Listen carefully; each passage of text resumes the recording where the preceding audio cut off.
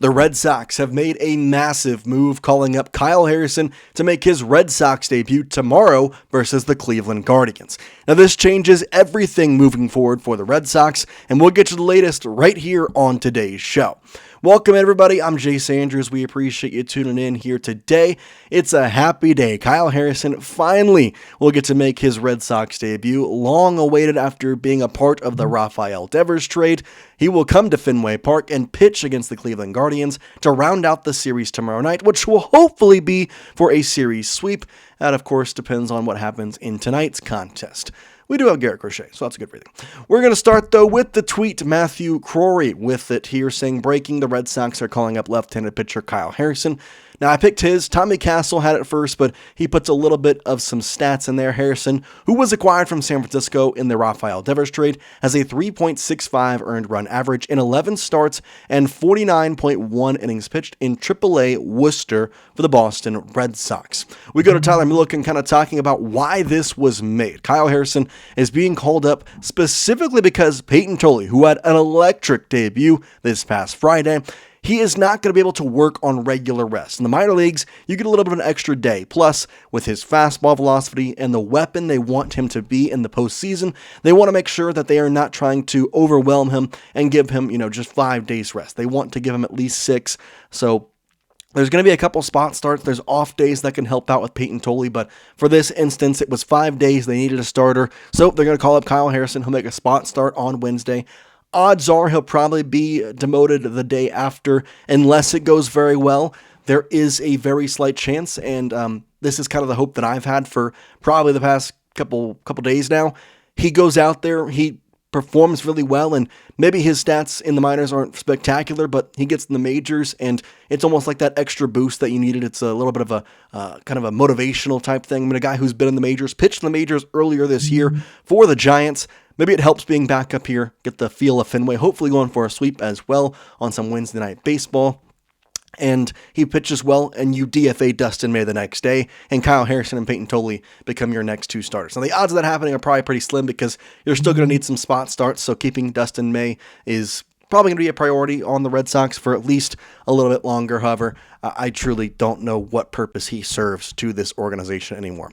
Let's talk about Kyle Harrison, though. MLB stats from this year, we go back to his time in San Francisco, where he had a 1-1 record in 8 games, 4.56 earned run average over 20-plus innings, 25 strikeouts, and the whip is the part that you're probably looking at here, and might concern you, might be a little bit of a question of what exactly happened, because he had a 1.27 whip in the MLB, but in the MILB, he had a 1.47 whip, that being, of course, with Worcester in AAA for the Red Sox.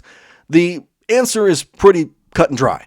The Red Sox have retooled Kyle Harrison very much this, time with the Andrew Bailey pitching camp. Now, he's got a couple of different pitches that he's added to his mix. His change is now a kick changeup, so it's going to have a little bit more action to it. But he reminds me and is kind of very similar to Peyton Tolley, just with a little bit less of a fastball. Kyle Harrison's main MO and the reason he was in the majors with the San Francisco Giants, the reason he was a top prospect last year was specifically because he had a great fastball. That was a big part of him. The fastball was a huge thing. Now, they added a couple pitches, the sinker, slider, changeup, curveball mix now with a slurve. It's going to be a very different Kyle Harrison from what you may have seen or saw in highlights or whatever you might think of him. It's going to be different, specifically because when they brought him over, they sent him down to AAA for a couple of different reasons. The first one being, if you didn't pull him up until after July 4th, which last time I checked, we're in September now, so after July 4th, you're going to get an extra year of control. So step 1 there, that's why it wasn't going to be pulled up right away. Step 2, the Red Sox have had the past couple of years along kind of, at least with this coaching staff, they want to make sure that your pitching is top tier, and they want to make sure that they can do everything to mold you in the way they see you. And so that's why Kyle Harrison kind of took a little bit. There's still not a ton of excitement in the voices among Andrew Bailey or Alex Cora, but when he is needed, he's called upon, and Kyle Harrison will make a start. Specifically looking at the rotation, it's a tough one. You see a lot of ILs on there. Tanner Helk, obviously with the Tommy John is gone. Hunter Dobbins with that ACL is gone, which crazy. Cutter Crawford had a surgery. Patrick Sandoval, they're both done. I don't expect seeing either of them at any point until next season. Cutter Crawford, we know, is out for the season. Patrick Sandoval, you tell me what the hell's going on with him. I couldn't tell you. Past that, if we look at this rotation, you got a 5-man rotation of Garrett Crochet, Brayan Bello, Lucas Giolito as your top 3. I'd argue at that point Peyton Tolle is your 4, and then Dustin May is your 5. But the Red Sox are being very precautious right now with Tolle for a couple of different reasons. I mentioned them already, but you don't pitch every 5 days in the minor leagues. It's very different down there. You get an off day on Monday, so in a lot of times you're pitching once a week in a lot of facets. For Tolle, they don't want to come up here and rush him right away when he was only pitching about 60 pitches to 70 pitches in the minor leagues, and his starts about 3 to 4 innings. Their plan for him was to be used as a bullpen role, and while that still seems to be the plan, they can't. That's not the way they're going to use him right now. They want to put him in a starting rotation because of how well he performed against the Pirates. The Pirates' offense is not good, but they lit up Dustin May, so I guess that tells you whatever you need to know about Dustin May.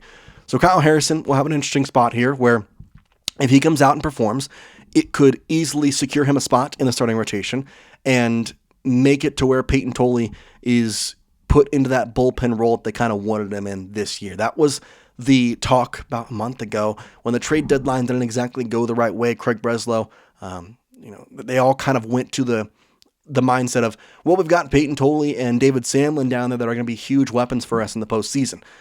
They meant, though, that they were going to be in the bullpen role. With the injuries to the starters, it seems like they're going to use him as a starter. At least for now, I'd be very curious to see how the postseason looks. A couple of big stats and fun stats to talk about with Kyle Harrison. A kind of friendly reminder here. This is from a reporter here on Twitter. So, Kyle Harrison in the major leagues has a 2.39 PLA, which I'm not going to go in the whole details of what that means and all the intricacies, but basically it's expected ERA with your stuff. So, you have expected ERA in terms of like what the ball's hit, but this is based on your pitch mix, based on your speed, based on your delivery, based on the pitcher that you are from mechanics and stuff standpoint. This is what your expected ERA was in the times you have pitched. Not based off, hits or whatever, like all that stuff. It's specifically based on your stuff. So the fact that he has the second best expected quote unquote, stuff in the MLB is really good. 2.39 along with Tanner Scott and Tyler Miguel. Tyler Miguel is injured right now, so tough look for the Brewers fans, although they're going to be doing fine. So it's a point to say that Kyle Harrison has a lot to be excited about. The Red Sox have retooled him a lot, and it's going to be something. Just for clarification on the Peyton Tolle stuff, Tyler Milliken had a tweet, wanted to put it on here. For those wondering, Tolle hasn't worked on regular rest all season. There's been 6 days between starts, roughly a handful of times, but it's been even more at other points. They'll need a couple of spot starts down the stretch to make it work, which is where Harrison factors in. So there is a couple of different options here for the Red Sox. You could easily just make Kyle Harrison your spot starter and keep him up or bring him up and down. You waste options in some ways, but you could pull him up now if he does well. You have a 6-man rotation for the rest of the way into the playoffs, and then you figure it out from there whether or not you want to keep the 6-man rotation, which probably not, or who you're sending to the bullpen. If you're sending, at that point, probably Peyton Tolle, you're probably sending 2 in some ways. You're putting all chips on the table at that point, so you're going to be seeing a lot of Garrett Crochet, a lot of Brayan Bello, and a lot of Lucas Giolito in the playoffs once we hit there. One other piece of news, Red Sox made another move that'll be less talked about, but I think is, I would say, equally as important in some ways. Franklin Arias, the Red Sox #1 prospect, has just made the move from Greenville in High A, now up to Double A with the Portland Sea Dogs. In Greenville, he had a .265 average, 6 home runs, 49 RBI, and played a fantastic shortstop, might I add as well. He's kind of the new big one. I mean, we talked about the big three for so long with, at one point, what it was with Roman Anthony, Marcelo Meyer, and Kyle Tier. That ended up being Roman Anthony, Marcelo Meyer, and Christian Campbell, and now we have a new wave of prospects. Rohinston Garcia is still there, the password.